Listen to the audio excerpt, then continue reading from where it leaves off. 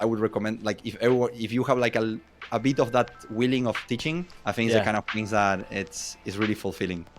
And I wanted to learn something new, and I saw the guy like struggling with that, and it's like, oh, I need to do that. I need that hustle. I was feeling that I needed something more. That I felt the difference when I left university in Argentina and I started working. I was like, oh shit, like this is like a big difference between the work that you do in university and the real work. Fast forward 10 years from now, is real time the future, or does offline rendering still have a place in the industry?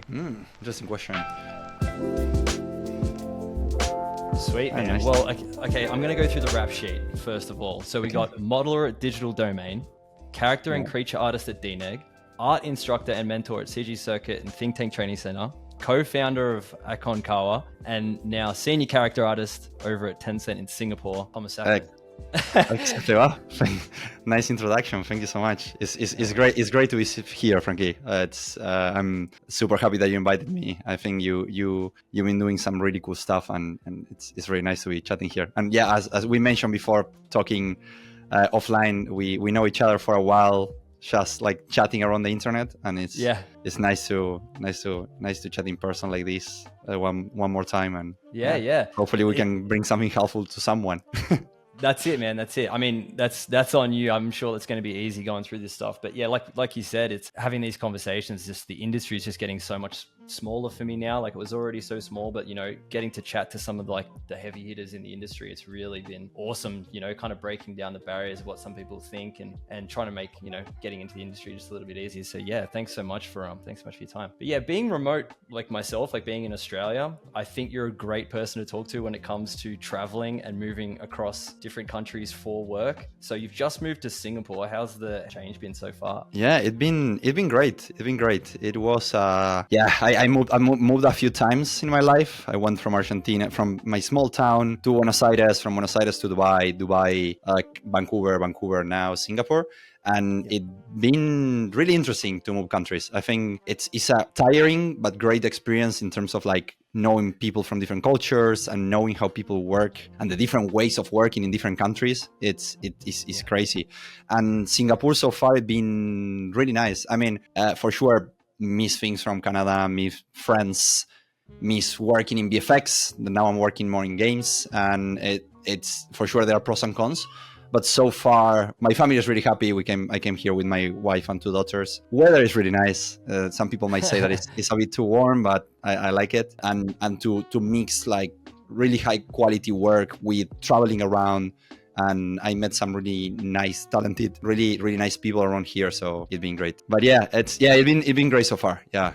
What about you? Are you planning to move out from Australia at some point for work, or you want to stay there? I think honestly, it's opportunity based. I've got a really good setup at the moment. It's the first year where I've been fully freelance, which is great. So I'm doing a lot more ArcViz work and trying to dabble, getting a bit more into some other things. Can't really talk about, which is cool that I'm actually getting the opportunity to do that, because you have probably done it before, and I'm super excited to talk to you about the Aon Kawa stuff. But you don't really create opportunities for yourself until you have flexibility in your time and you feel like you're in a bit of a role with things. So I feel like I'm finally in that sweet spot. Yeah. So you are fully freelance, right?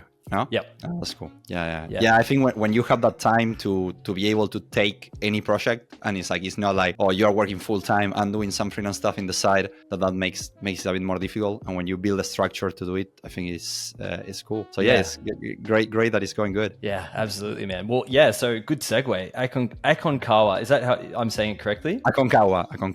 Yeah. Pretty good. Yeah. So it's sort of a side hustle myself. The architecture, product visualization stuff. How did you get into that sort of creative exhibition product visualization space? Obviously, people see your work and they're like, characters and stuff. But yeah, how'd you get into that? The thing is that the character side of things was kind of an afterthought in my career. Yeah. Actually, I would never imagine in my life that I was going to be working doing characters. Not at all. I actually studied industrial design in Buenos Aires. Yep. And actually, funny enough, I did at some point in the career, I had to do a project that it was to design a superhero. Super random task, because in industrial design you don't do that. But I had to do it at some point. So it's like I need to try to figure out if I find that. For sure, it was pretty terrible. But I studied industrial design, and then I had the opportunity to go to Dubai. I worked a bit in Argentina in the government doing like industrial design for the city. And then I got the opportunity to go to Dubai to work in exhibitions, but more in the build side of things. So I was a project manager. So I was building exhibition stands. And then I got the opportunity to work in a creative agency. And then I went back to design. And I always loved 3D. So at university, I always, when everyone was sketching and like doing designs like really by hand, I started working in 3D really early on. And one of the things that I liked the most, it was to do the 3D. It was like kind of, okay, well, we designed this, I don't know, this tissue dispenser, but like, and I will do the entire model of the bathroom just to show the dispenser, right? So it was like the 3D side of things, it really called my attention. And I did some freelance work doing some design for restaurants in Argentina. And then this opportunity to go to Dubai came up. And then with that and my previous work in the university and stuff like that, I got a job in a creative agency called Light Blue in Dubai. And I worked for 2 years and a half there, 2 years. And there we were like, some of our clients were like kind of Carolina Herrera, Chloe, Adidas, Nike and stuff. And we would do like design it's called experiential design. So it's not necessarily like a stand. Sometimes we will design an entire festival. It's like but everything related with that. And I would be doing design. I was called a 3D designer. So we're doing design and with 3D as a tool for the design, right? So we will do the renders and stuff like that, but not even close to the quality that we do in film, right? Or in games. It's more like, and not even the quality that you do in architectural visualization, because in architectural visualization, the goal is to do the render the best as possible. Here, the idea is to get it's more like a concept art side of thing. So if we compare it with film, where you need to get the stuff done in a much quicker time. Sometimes we have to design a restaurant in a week and do the renders and light it and everything. So I worked doing that for a while. In Dubai, you work a lot. What is tiring, but at the same time, you learn a lot. So that was a really positive experience. And it was great to work in Light Blue. It was a really nice company. Yeah, and then one of my colleagues at work, Dimitar, he was studying in think tank online. So he was already doing the think tank course, and he was really hardworking guy. He was working full time in this shop that we were working overtime and stuff. And on top of that, he was doing think tank. The think tank is like a full-time thing also. So the guy was waking up at 4 a.m. in the morning every day to do the stuff.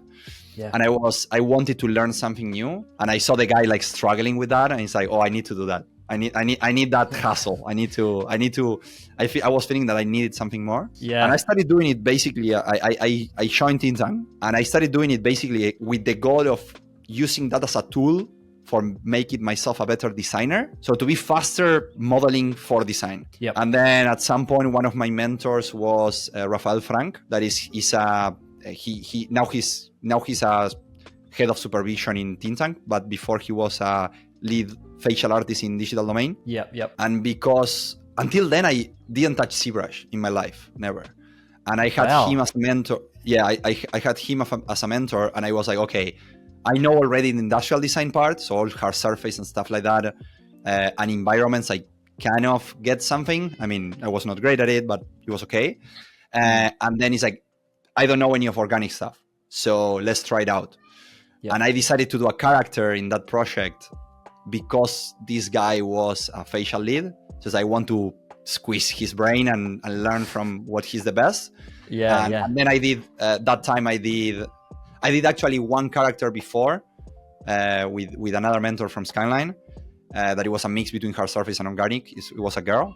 And then in the advanced term, I did the Bedouin elf, like the old man. And that got a lot of traction online. And like people were happy with it. And I got like some awards in the ZBrush Summit. And then it's like, okay, it looks that I might have a path in my career. So from then on, like I started getting most of the requests that I started getting, like freelance work or like companies reaching out, it was for characters. So I was like, okay, now you're a character artist. So even if I really like hard surface and I like environments and I like design, I ended being more specialized in characters now. Coming to the Aconcagua thing, what happened was during COVID, I got fired I changed from Light Blue to another company called Oko in Dubai. Yes. And because of a matter of times, because I was doing the course and stuff. And then during COVID, our main clients were Abu Dhabi government and Dubai airports. So basically, from one moment to another, there was no work. So they sent me an unpaid leave, and at some point they basically fired me. It was like kind of, okay, we don't have any work. We can keep your visa, so you stay in Dubai. We let you do whatever freelance work if you want to work for all companies or whatever. And at some point, when the entire world was still stuck in COVID, Dubai opened up, and that meant that all the work picked up really fast. And I started from one moment to another, started getting a lot of freelance work, enough freelance work that I couldn't handle myself. So I started outsourcing some of the stuff. Wow. And then that thing rolled up to partnering with one of my, with the one who was my best designer at the moment, Fran, an amazing guy. And we partnered up and we created Aon Kawa. So we officially created the company in Dubai. And Fran moved to Dubai and he's managing the company from there. So it's been a nice ride. Myself, I'm focusing a lot in the film and games stuff that is like my specialization at the moment. And then Fran is managing the company in Dubai. I'm not in the day by day all the time, but I get involved in some of the processes, especially when it's more type of work specialized on what I do.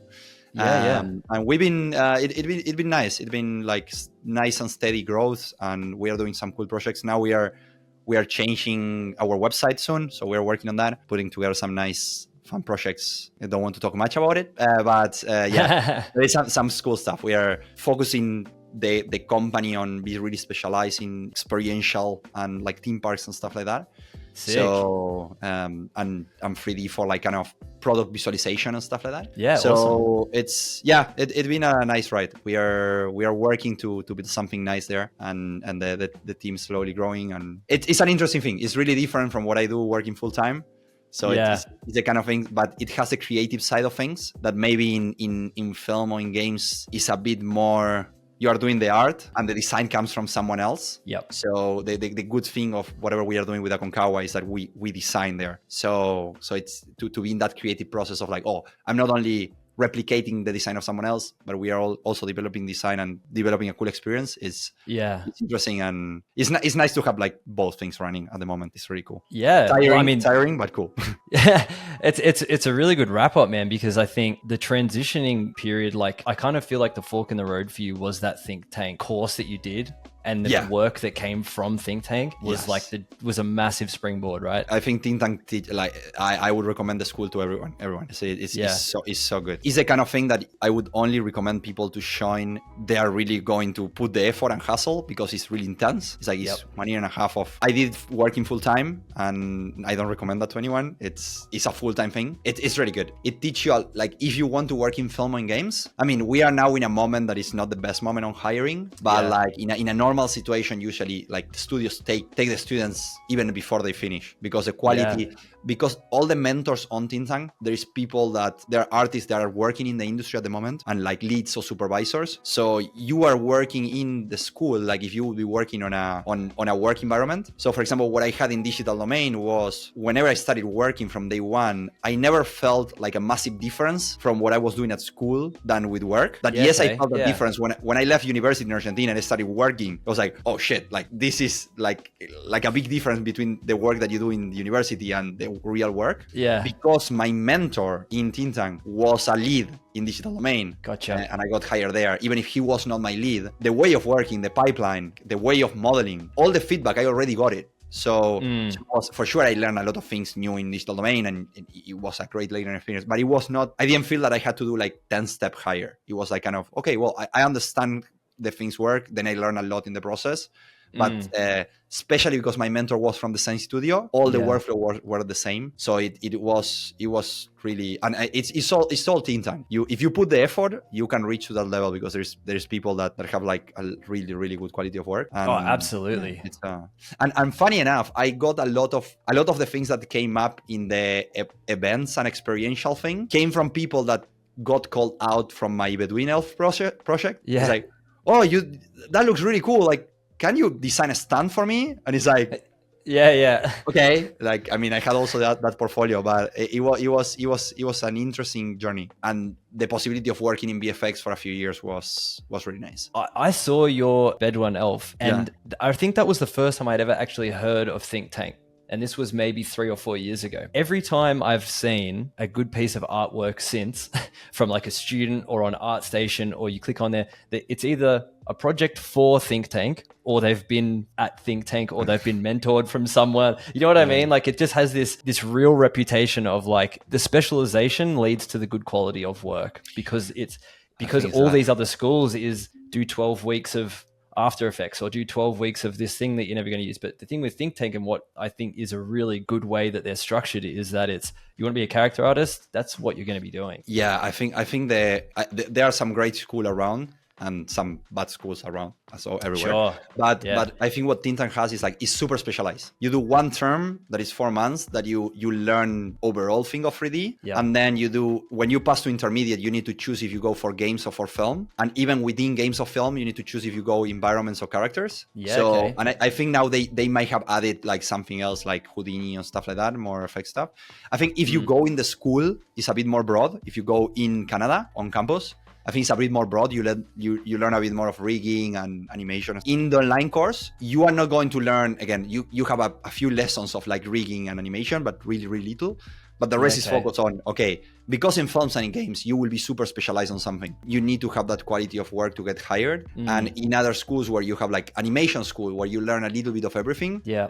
If you want to work in a smaller studio doing like more generalist animation, like that's perfect. But if you want to work in a big VFX pipeline, it's really difficult because they hire the best people. You need to have already a portfolio that shows that you can do the quality of work that they need at that moment. So if you don't have, and that we know how long that things takes, right? So if you spend 2 weeks on a project, 3 weeks, it will never reach the quality. So in Think Tank, the projects last like 2 to 3 months. And even mentorship, sometimes they last like 6 months, a year, depending on how much people want to push it. The thing is that if you are looking to do something different, like, instead of doing asset creation, you want to do animation. Again, I think they added like animation paths in Think Tank. I don't want to say no in that way, but like, if you want to specialize in one of the topics that they teach, I think is might say that it's the best school for that.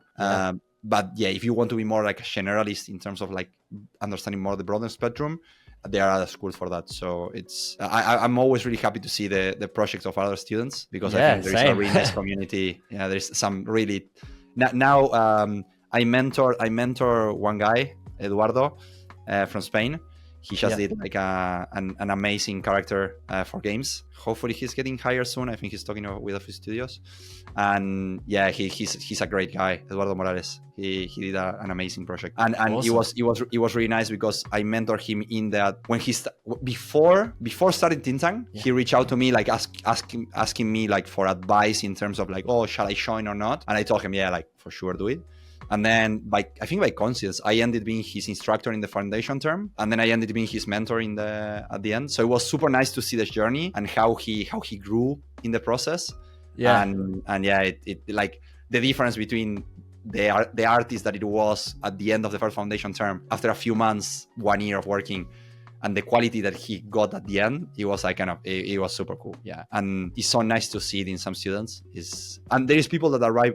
He had some Unreal experience before, so he worked doing that. But then there is people that start with no experience at all, and they end like they never touch 3D in their lives, and then they end with a really good quality. So I would recommend it to everyone. It's a nice awesome one. Man. Do you think that your experience there was it sort of the catalyst into you being a teacher yourself, or was teaching something that you always wanted to do? No, I think that was, there was really Think Tank led me to that. I mean, I think I might have been doing it at some point, but it was more, I found it so helpful from the instructors in Think Tank, and again, like I ended with a really good relationship with my mentors, that it was like, I want to give something back to the people also, and to and it's super nice. It's super nice, and you learn a lot in the process also.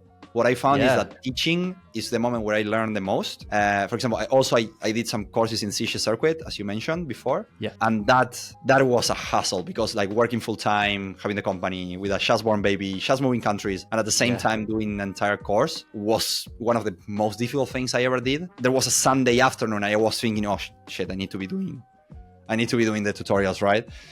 So that was tough, but it made me learn a lot. Like I learned more on anatomy in that few months that I did the anatomy course for CC circuit than ever in my life.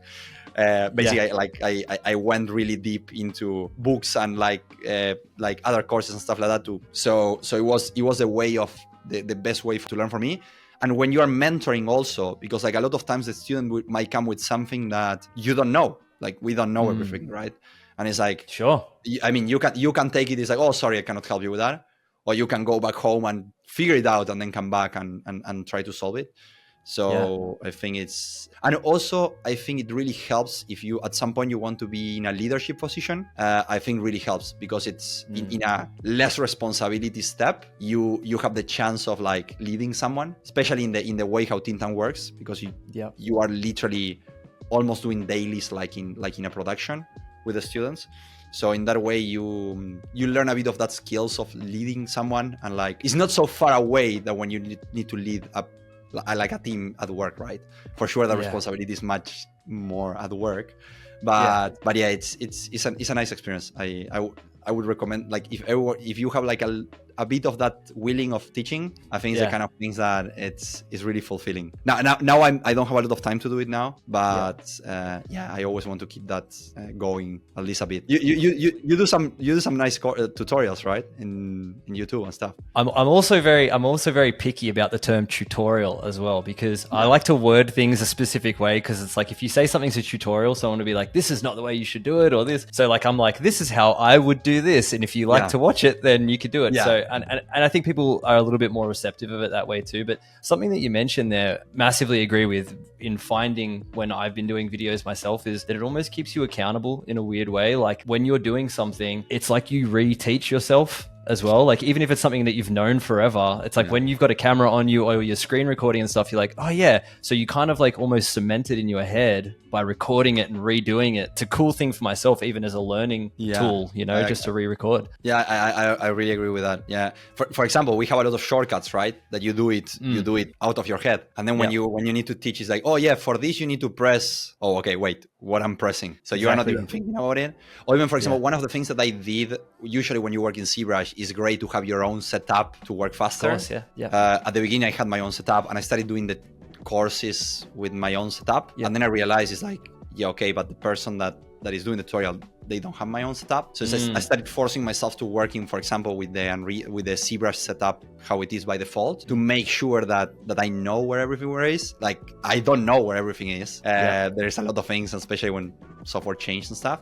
But it kind of forced me to making sure that I know how to do the things in that way. But yeah, a lot to learn. You learn a lot from doing the tutorials, as you said. To do the videos is also another beast, right? Yeah. That is like how you do it in a way that is the viewer will be learning something, but at the same time doesn't get bored, and at the same time is like concise, and at the same time you are So what I had is that I still feel I need to learn a lot on that. I feel I'm not great at it. But like what I started doing at the beginning was like I started showing the entire process of everything. So I would record myself doing the entire process. And at some point it's like, okay, when I rewatch my tutorials at the beginning, like the courses, it's like the person that is looking at this might be a bit bored with this, right? So then in the last ones, I try to be more effective on, okay, let's compress information that's important and let's show this, or like do a time lapse and do a voiceover. So instead of like for this video that it was 10 minutes, let's do it 3 minutes and we convey the same message.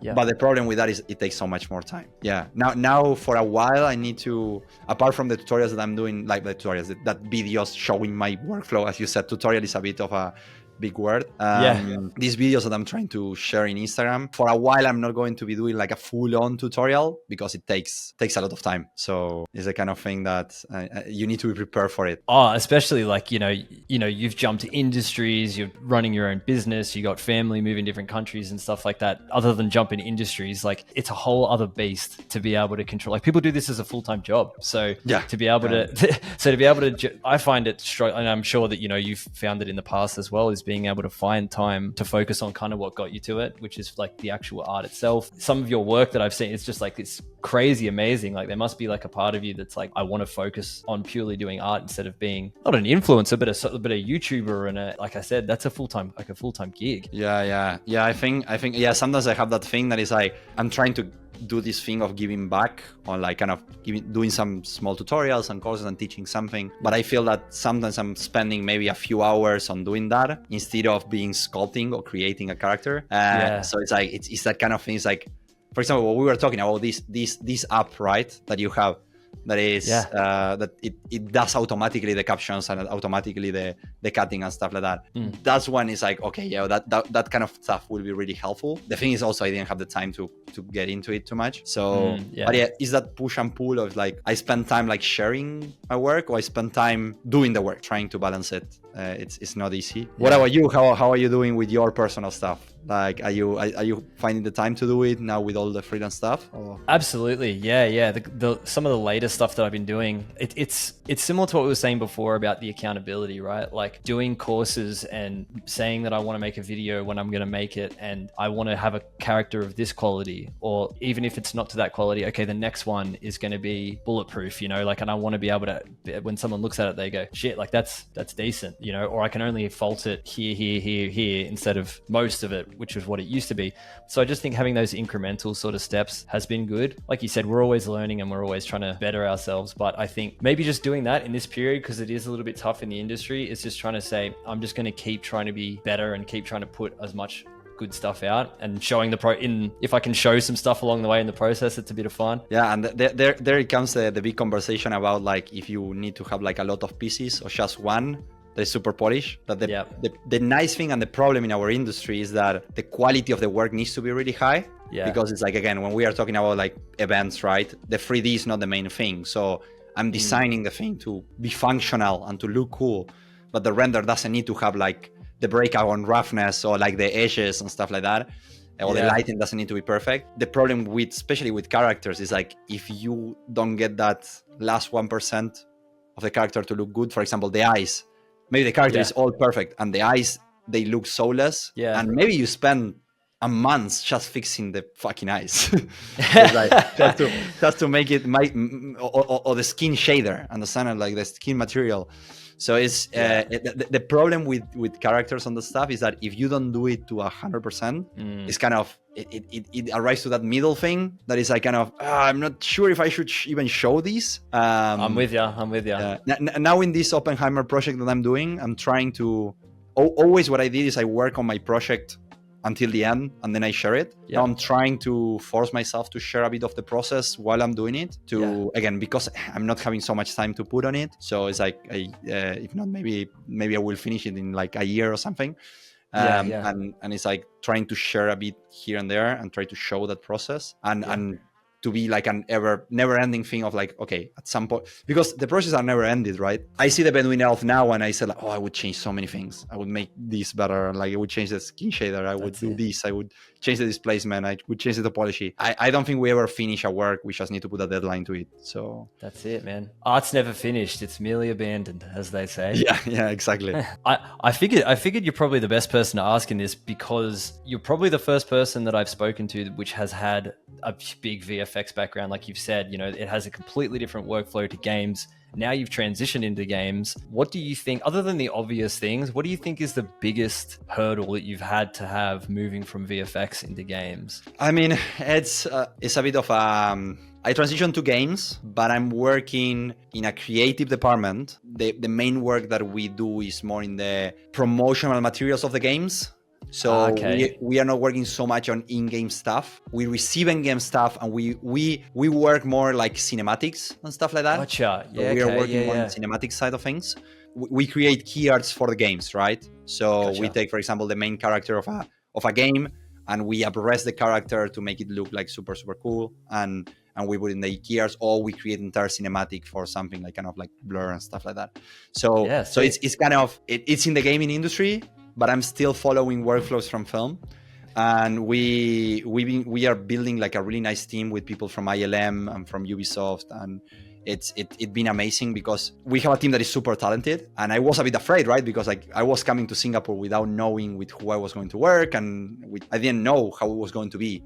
And from one moment to another, like one of my colleagues is like 15 years experience. He used to be a animation supervisor in ILM, and now we are doing work together, like shoulder to shoulder. So it's amazing. So you'd be learning a lot. I'm learning a lot. It's super fun. Yeah. It's basically like we are the good thing of the thing of VFX is everything is a chain of production, right? Where you are focusing on your thing, you are focused on your modeling. Here, because we are a smaller team, but we need to deliver like really high quality work. We have all these heads from each department, and we are working together. So we need to have an overall view on the entire thing. It's super interesting. We are growing the team and developing a new pipeline for it. Super interesting journey, where I feel like all the work that I learned in these last few years in VFX, it's been super helpful. Yeah, it's fun. It's fun. I'm happy on that way. I'm really happy. Cool. It's a great team to work with. Yeah, awesome. Well, I mean, this is a little bit of a crystal ball question that I like asking people. Again, really cool to get your insight on it because you've been in both industries. Fast forward 10 years from now, is real time the future, or does offline rendering still have a place in the industry? Interesting question. I think real time will get there. I think even if today Unreal is Unreal and Unity, and like they are getting like super good levels of quality, there are still some flaws at the moment. It doesn't allow you to get the quality that you get offline. Like, I mean, you can get something 95%, and that 5% that we do with pre-render stuff, still not there. Especially, funny, we were having that conversation at work the other day, especially in characters and creatures. Environments, I think, is getting really close. And even today is like, for example, Unreal holds better amount of polygons than Maya, right? In a big scene. So it's that's insane. Like you have the scene in real time that can hold more polygons than the scene in not real time. But in whatever is character animation, like facial stuff, skin shaders and stuff like that, I think it's still not there. There's still a lot to push. But yeah, I think mixing real-time technology, a way that AI will get involved in the process in some way. I think we will end with something more real time that I think will have a lot of implications in real and not real life applications, right? Even if I hate the term metaverse, I really don't like it as a term, and I think it was kind of pushed too early when we are still not in a moment that can happen. The idea of like Ready Player One thing, I don't see it so distant. I think the technology is evolving so fast that again we might be able to get in real time something really good quality in the next maybe 5 to 10 years. So let's just hope that everything goes still in 3D. We all know our concerns about all the rest, but I think what is difficult is to keep up with the latest technologies. I think it's difficult to make sure to stay up to date, because before you would learn a software and like in 5 years you will need to relearn a new one. Today is maybe next year, right? So I think will be, but that's why was one of the reasons why I decided to shift to games, because I see a lot of future on that in terms of like as you said, real-time technology. For example, all what is virtual production is really powerful now, where you have like real-time, super high quality content in the back of someone doing a shoot or something. For that quality of work, it's amazing what you can get. So what is your take on that? I think there's 10 years is a big jump. Like to say 10 years, 5, like if you were to say, do you see it in 5 years or do you see it in 10 years? Answer will probably be different. I think in 10 years, it'll be flipped. I think what it is now, where it's like real time, there are some cases for real time, but most of the stuff is offline renderer. I think it's going to be the other way around. I think most stuff is going to be real time when there's still going to be some offline. But that's just sort of taken from how other things have progressed in the industry. This was the norm, and then it evolved, and it's like now this is the norm. I just enjoy working in Unreal so much, and seeing from where it was to where it is today, you know, watching like the breakdowns of Mandalorian and all this kind of stuff where they've used Unreal Engine for some scene. Just exactly what you said. It's like environment stuff. That's this close where it can be almost like you could have a full background environment scene in Unreal Engine, and you probably wouldn't even know what the difference is between that or if it was rendered in Maya, like depending on how not upfront it is. So yeah, the character stuff, I mean, they're looking like they're doing some cool character work. Like the metahuman stuff is obviously a really cool step in the right direction. And then the rigging, the in-engine rigging that it looks like they're heading towards. And then who knows when nanite becomes a part of characters as well, like where does topology come into it? That would be a big difference. Yeah, that would be a big difference. Well, in terms of Unreal itself, for example, in Aon Kawa, we are shifting almost more than half our pipeline to Unreal. So now we are trying to do most of our projects are, I mean, we still work in 3D Max and Maya, but like the final thing, we are trying to get in Unreal as much as possible. Because again, that fast interaction of doing animations, like, I mean, we are mostly doing in Unreal, then we render it, right? Like an animation or renders or whatever. But the speed is insane. And again, you can maybe have like entire environment with like trees and like mountains and stuff like that, and it's not going to collapse your computer because it works. Yeah. So I think that's really powerful. But yeah, as we said, I think character side of things is getting in the right direction. What I have the feeling is that there's always a bit more to push in that realm, right? Yeah. We will always start seeing the thing, because if you would have seen a metahuman 15 years ago, you would say that's perfect. It has nothing else to change. It's a perfect 3D representation of a human. 100%. But now you start seeing, oh, well, there are things to improve here and there. And there's people that is pushing the metahuman thing really, really, like, really high quality. But also you have the people that they just take it straightforward, and you can see, especially in facial animation, how the mouse works and stuff like that still needs to be improved. But I think Epic is doing an amazing, like, insane work on that. And I think it's, and a lot of people is working with the metahuman rig for a lot of other stuff. Like, I know people I know productions that they use metahuman rig to do, for example, animals or creature facial animation, right? And it's like from the metahuman rig. And it's like, that's insane. We need to see now with the matter of like, now they start charging to studios for use Unreal. So they changed their terms in that way. But yeah, we did it. We actually did a deal with Epic when I was working at Fox Sports. We used Unreal Engine for a bunch of virtual sets we were doing, and we were like, we only want it for a season because we were doing it for a sports broadcast, so it was obviously just a seasonal thing. And they worked with us saying, okay, if you're only going to use it for 3 months, we'll do a contract for 3 months, and it's gonna cost you.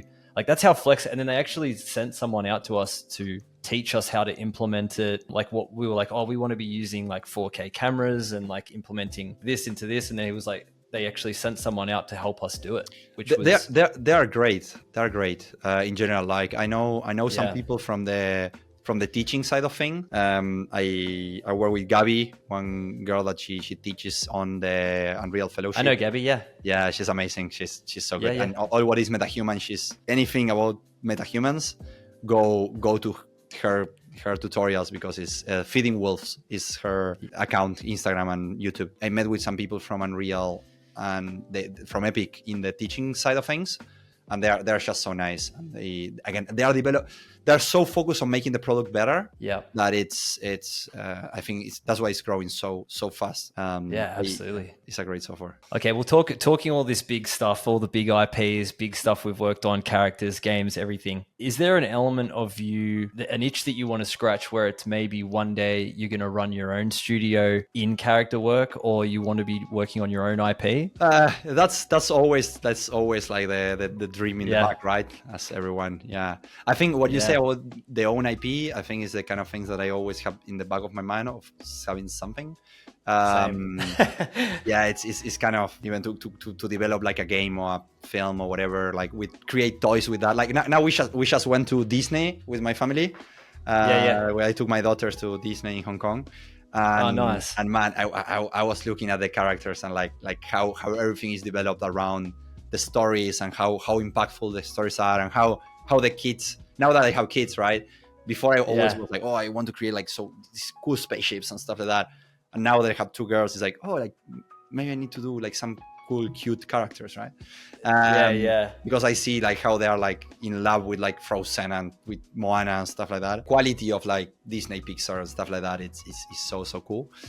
And the stories behind it. So I think if I ever do something like that, develop like I want to do like a that is not just like things that look cool, but it has story and stuff like that. So, but yeah, what it comes in my career, I don't know. At the moment, I'm really happy. I'm really happy in Tencent. I think it was a really nice move. We are building something really cool here. Awesome, I think we are building a nice global team in something that could be really big. What I'm really happy with, and at the same time, the path that we are going with Aconcagua, I think is nice where we are going. And again, because we are working in two different fields, right? Like one is games and the other one is experiential. It's not that they are colliding. I'm not getting conflicted issues between both sides. For example, now I couldn't do any game work with Aconcagua, right? Because it will be colliding in terms of interest with what I'm doing in Tencent. So also I need to be smart with the stuff. But yeah, it's like every artist and designer, right? Like we want to do that one day. Who knows? It will be a product or I don't know what could be.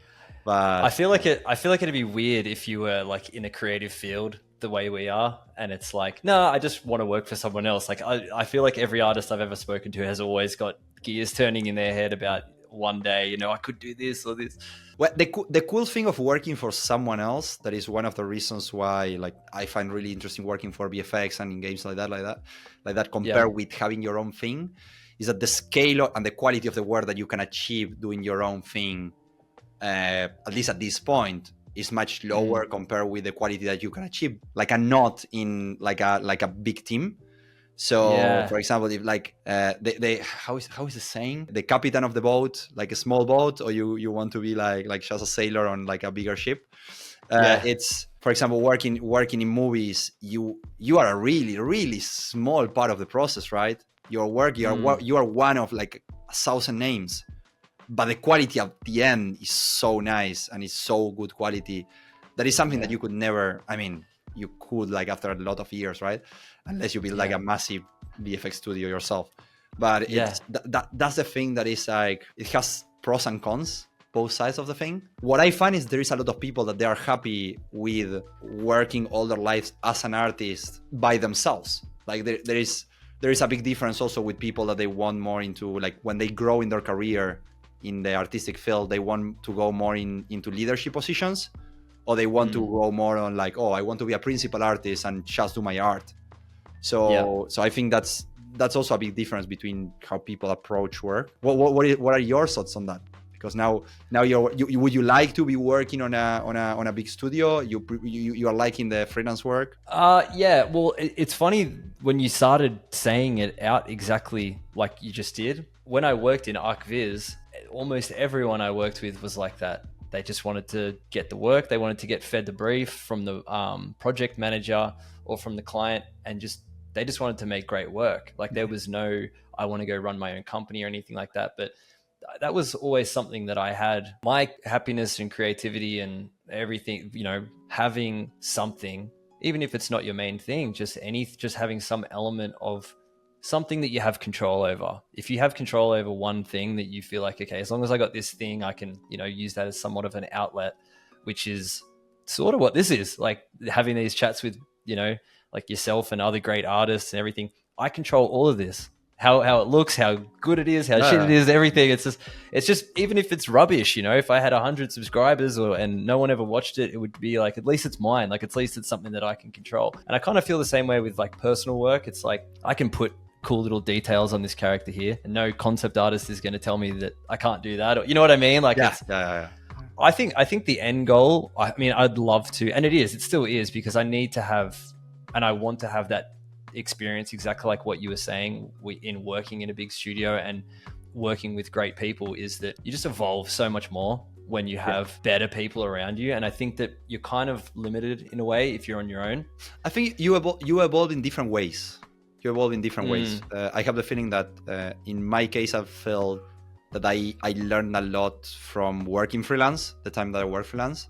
And Yeah. because you need to solve everything, right? You need to be, you are the project manager.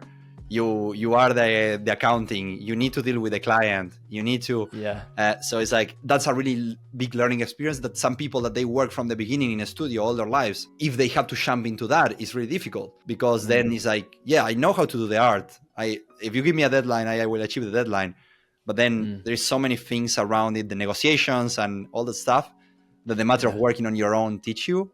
That is, I think, I don't know. It's I think both ways are nice and good, and it has positives and negatives. I think I like working with people. So, for example, one of the things that I'm really happy with in Tencent now is that that I was not so happy from that side when I was working in Canada. Is that in Canada, the 90% of the work was remote. So I was working fully remote. And I moved from Dubai to a new country, another continent, expecting to work more in the office and meet with more people. And it's nice to work remote, but when you are in an industry that, again, meet people, getting to like learn from the guy that is next to you or the girl that is next to you, I felt that something was missing in that way. And I think I mean, the moments that I went, for example, in DNEG, we try to go once a week to the office, or once every 2 weeks. And we were not so many in the company, but the days that were there, we were amazing to make that connection, and you build some nice friends and stuff like that. And now that I'm going mostly to the office, and like just 1 or 2 days at home, but like most of the work is in the office. I think that's for me personally, it gives me a bit more fulfillment. I feel the interaction of the work, of like how ideas get created and everything. I think it's difficult to get it in a Zoom call for me, when it's like I just bump in the desk of, for example, our art director. He's an Tarsa. He's an amazing artist. He used to work in Siege and like amazing games. And the guy has so much experience, and he understands so much about design and like brand identity and stuff like that. That each time I talk with him, I learn something. And it wouldn't be the same if we would be like each of us working our own thing, because maybe we wouldn't have met. Yeah, maybe we would talk in 1 or 2 projects, but not in the day by day. So for me in particular, but because maybe I'm a bit more of a social person, I like a bit more this thing of working in the office than remote in that way.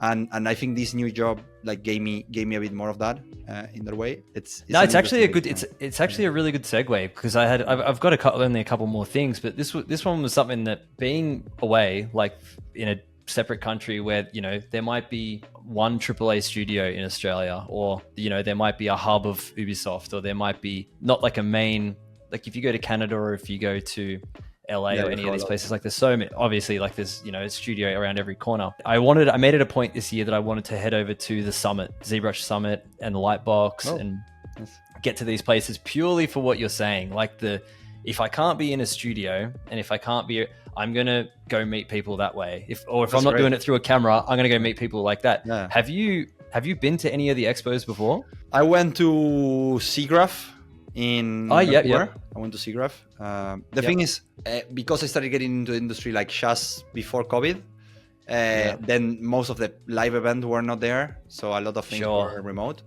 But I went to SIGGRAPH actually 2 days after my second daughter was born, just for 2 hours, because like the project that I did with Gabi was showcased there in their Epic Games booth.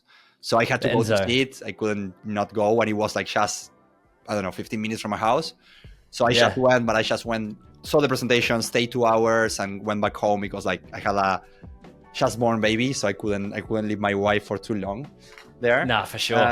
But yeah, it's I'm thinking of going to SIGGRAPH in Japan in December. Thinking about it. But yeah, I need to see with holidays and work and see if we can make it work. But I would love to go to more of that events. I think I did a few epic gatherings in Canada, a few small things, but never to these big events. I think would be really cool. So you went already to ZBrush Summit, or you want to go? No, I've never been, and I said this year. So I've booked my. I've just got to get the dates, but yeah, I'm going. Got the Lightbox ticket, got everything, so I'm going to go over and with a good attitude and just try to absorb as much of the cool creative stuff and meet a lot of people too. I mean, that's another perk of the networking of Instagram and YouTube and Discord and stuff, is it's, you know, you're constantly getting people finding you, you're finding other people, and then the industry gets smaller and smaller. Before you know it, you start knowing a lot of people, which is really cool. So I think it's going to be super fun to go there in person and actually meet a lot of people. Yeah, I think would be great. When is it, the Serious Summit again? It roughly changes. That's why I'm not too sure. But Lightbox is at the end of October this year. Oh, okay, nice. It's like October 26th to 29th or something like that. But yeah, so I'll be down up there for around then. But yeah, no, I'm keen, especially because should be good weather in LA around that time. Yeah. I think that especially in LA, that you have like a lot of the industries there. I think you have the opportunity of meeting, and whatever you are doing now with the podcast and stuff, I think is great because you're already meeting a lot of people. So then it's people that connects with that, people will connect you with other people. And I think it's great. And I assume after the summits that you might go for drinks or whatever around. So I think it will be fun. All that good stuff, man. I'm looking forward to it. Yeah. Well, yeah, anything. Thanks so much, man. Is there anything else you want to plug? Or I can obviously put all your links to everything down below, to your courses and stuff. But is there anything that's not under NDA that you can plug? Thank you so much for inviting. I think we could keep talking for like hours, man. I know. I need to. At some point, I will go to Australia, being here in Singapore because it's quite close. So we will need to meet up there. And if you ever come to Singapore, you know you have a place to stay. So. Awesome, man. Just let me know. Awesome. Let me know. I was turning into this industry when I first saw your work, probably about 4 years ago. And you were a huge inspiration for me when it came to going, hey, look, like I can do this, like I can push through this. But more the support that like you've given me in the last couple of years with the channel and everything, it just means a lot, man. So yeah, I just want to say huge thanks for that. Thank you so much, man, for that words. Like again, one of the things that I am grateful of doing that project is like someone like you telling me that helped you in your career. I think that's great. It's great to hear. Yeah. So you are doing some amazing work, and I love the direction how you are going in your career, and hopefully we can do some projects together soon. I think it would be great. That'd be awesome, bro. All right, well, I'm keen to see what you're working on in the future. Same thing. Okay, man. Alrighty. Thank you so much. Thanks, brother. See you.